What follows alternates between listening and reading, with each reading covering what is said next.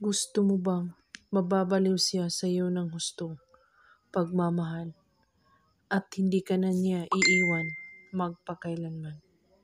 Gawin mo lang ang spell na ito. Una ay huwag mo siyang hahabulin ng hahabulin.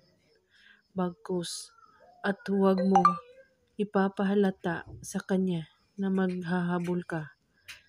At huwag kang masyadong maisip gaya ng hindi niya ko gusto.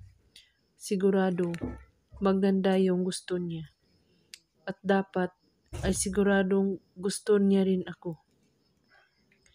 At inaantay niya na lang ako ang mauna.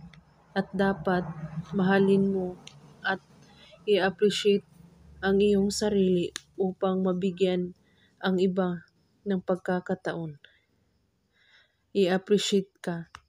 Dapat ay may confident ka dahil ito ang isa sa pinakamalaking nakaka-attract sa tao. At dapat positibo ka lagi ng pag-iisip at magiging maganda ng tingin niya sa iyo. Gawin lang ito na may taus-pusong paniniwala at walang ibang iniisip at pagdududa. At kung may katanungan po kayo ay magko-comment lang po sa baba. Maraming salamat sa panonood. May God bless us all.